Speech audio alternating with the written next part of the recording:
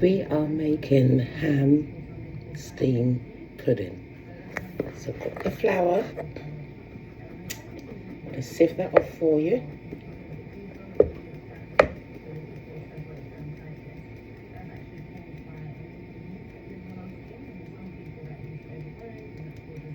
That's it.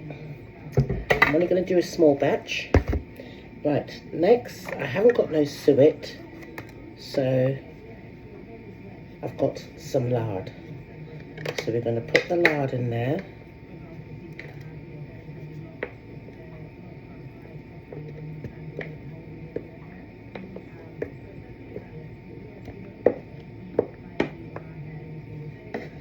Okay.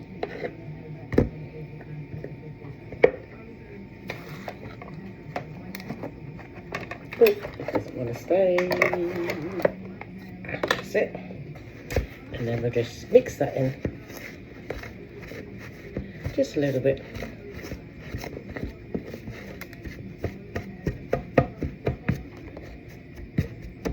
Okay, so next we're going to add some room temperature water. Just a little bit at a time. And we'll mix that together. We need some more. Right, the dough you're looking for is not sticky, but it's not dry.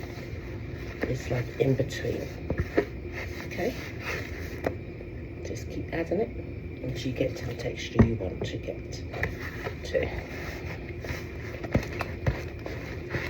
And if you do put too much water in, you can always add some more flour.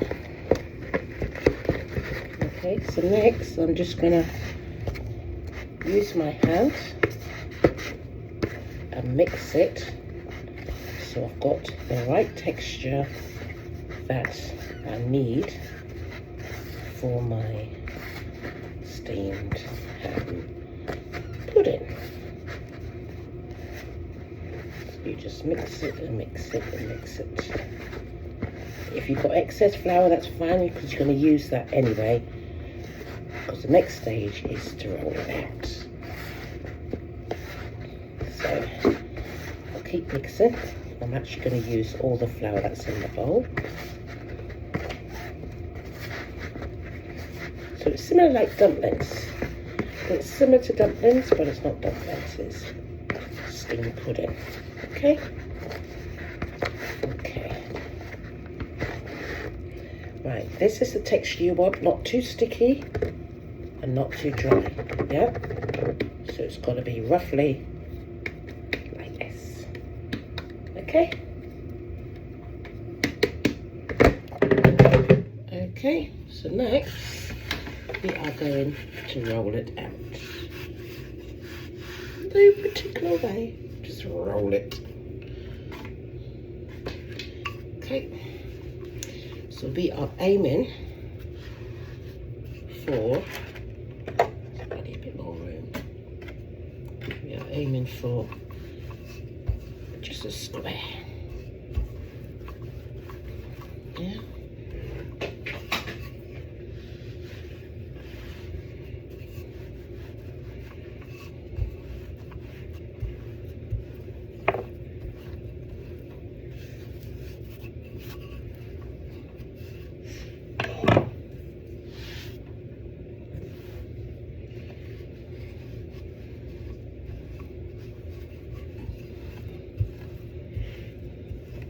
Okay, so I've rolled it out.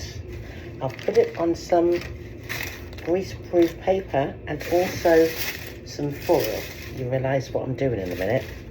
I've got some melted butter. I use Flora. So yes, all I'm going to do, I'm going to baste this, and this will help everything that I put inside next to stick. Because otherwise it will fall apart, and we don't want that now, do we? No, we do not. So all I'm doing is just making sure I baste every single area of this pastry. Story behind this, there was this lady called Sue. She was a gypsy stroke traveller, her and Jim. And I met them when I used to live in Wokingham. And I was pregnant at the time with Ricky. And she made me this. And when I said to you it was lush, it was lush. Because at first I'm thinking, that looked nasty. But mate, when she brought it out and put it on the plate with some vegetables and potatoes, and I tasted it, since then I've been trying to make it. So I thought, you know what, I remember roughly how she used to do it, because I used to always go there, because obviously at the time my partner used to be always out working, quote unquote working. So yeah, and since then I've been trying to think how, and it was like a light bulb went on, and I thought, you know what, I can remember vaguely how she was doing it. So you know what, I'm going to give it a try. So I'm going to put my little twist to it, because I can't remember the exact ingredients she used, but I'm going to put in here what I know that I will eat. So I've got some garlic granules, so I'm going to spray some on there. Got a bit of garlic on there, you know. A little bit of garlic on there.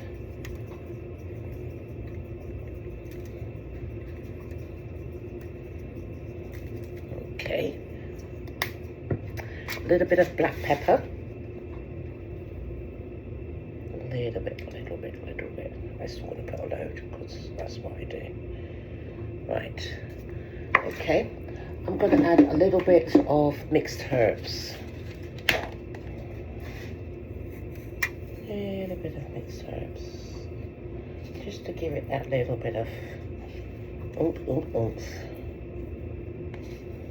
Yeah. Just coating all the areas. Okay.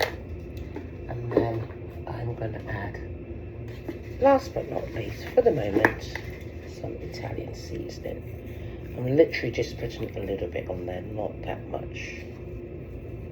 Okay, a little bit of Italian seasoning. I'll be back. Okay, so we're next for the next bit. Back for the next bit, should I say? So I've got some onions. I know I should have got some red onions, but hey, I've got white onions, so I'm going to spread that over the pastry like this. And it's been finely chopped, because if you don't chop it finely, what's going to happen? It's going to undercook.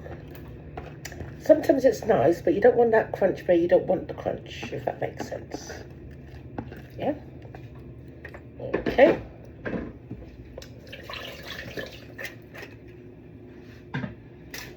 And then next, I am going to add some vegetable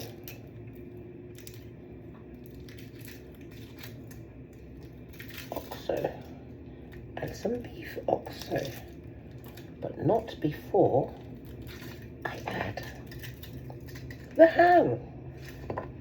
So I've got some ham. I know, but it's already cooked. Yeah, it's already cooked, but I'm just cutting some ham up, and I'm just going to layer it on the pastry, like so. There's no particular way to cut it. It's cooked. It's cooked. So I'm just going to cut it. And I'm literally going to be using a whole pot pack of smoked ham in here. Because if I don't use it, it's going to go off. So, I might as well use it while I've got it. Okay. So all I'm doing is just cutting it up. That's the last piece now. And then I'll space it out.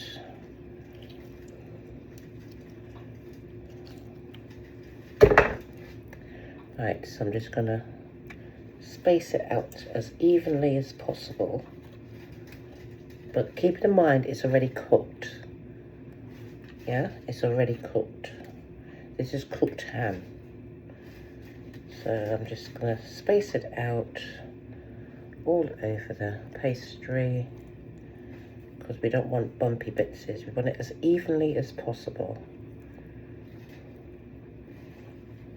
Okay, so that's what we have.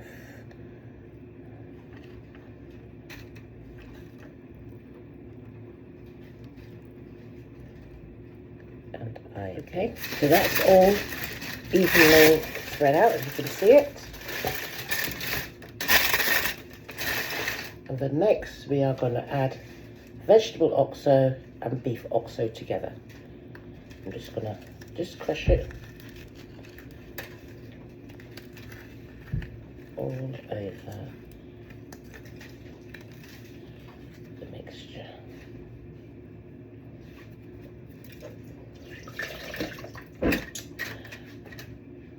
And for a little twist, I'm going to add some cheese. I know. So I'm going to add a little bit of cheese.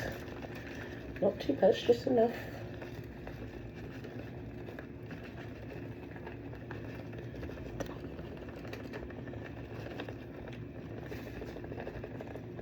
It looks like I'm adding a lot, but I'm not, trust me.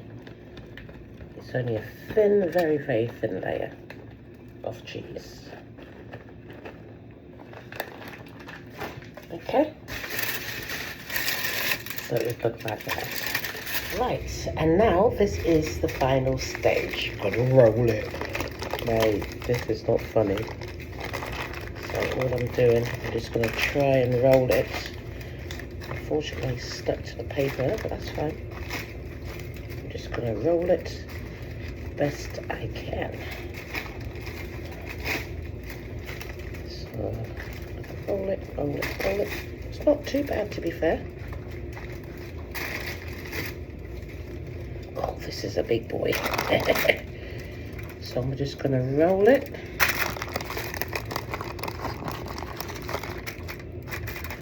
Like so. I'm going to bring it down because it's near the edge. No, not yet, because otherwise it's going to... Okay. So I'll roll it as far as I can to the edge. Now I'm going to try and hopefully move it and it won't fall apart. There we go.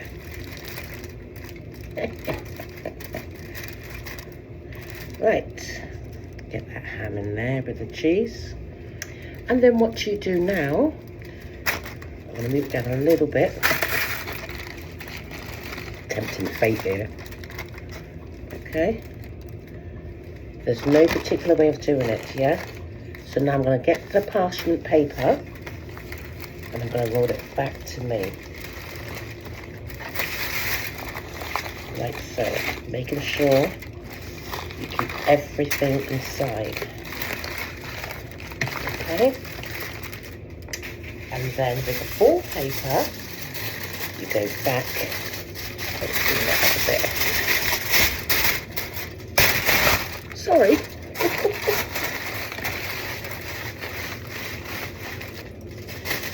And then, with the full paper, you go back to the sit and keep in mind, this is steam pudding. So you want to keep all that moisture in. Yeah? So I'm going to keep rolling it and rolling it and rolling it.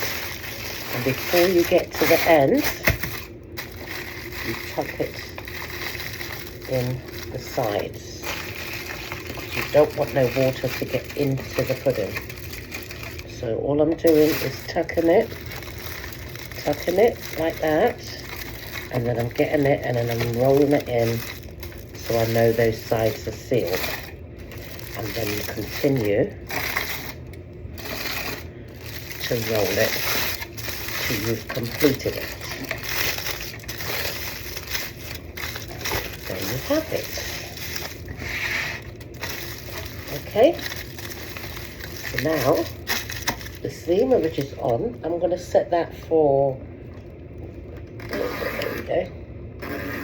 It needs to be 2 hours, but I'm going to set it for an hour. I'm going to check it, because obviously it's going to be in the water. If it will fit. Will it fit? Just, I'm going to put it into one of these. Give it a little squish. It's not, you know, it's not going to cause it no harm. Yep. And then you turn it. There we go. And then that's going to go on the steamer with the lid.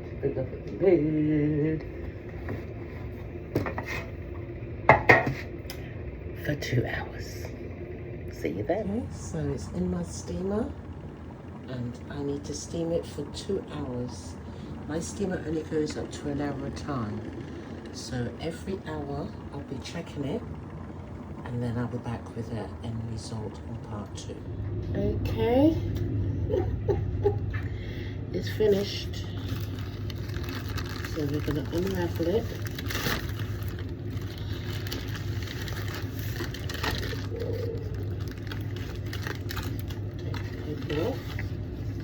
And yes, I did put it in the oven.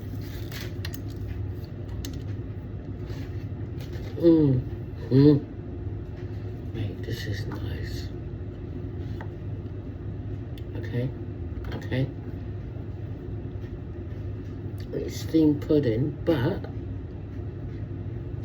I put it in the oven to draw out the excess moisture.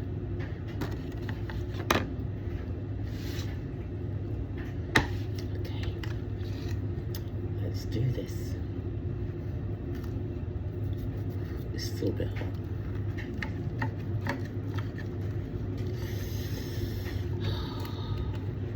This isn't the way that Susan did it, or Sue. Actually, her name was Sue, not Susan. But mate,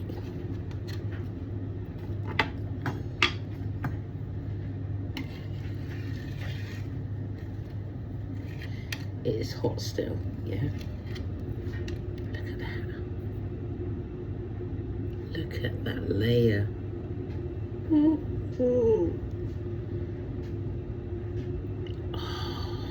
mate. I'll put it on a plate.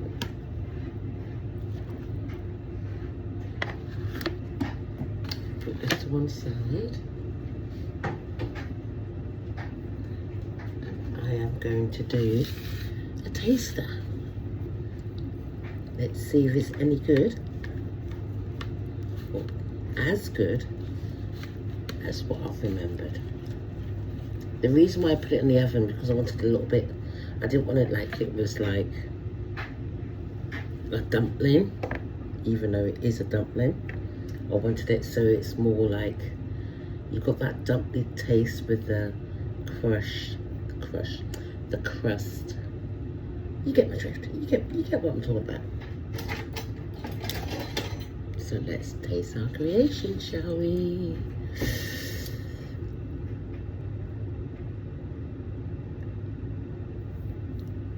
Amen.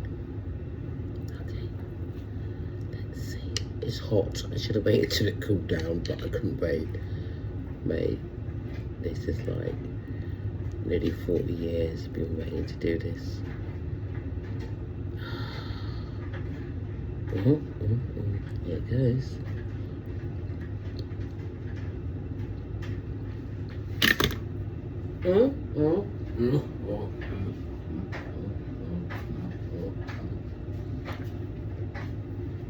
That is banging.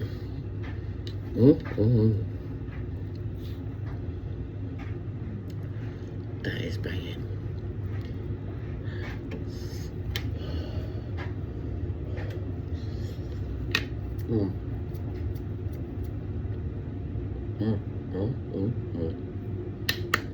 That's it.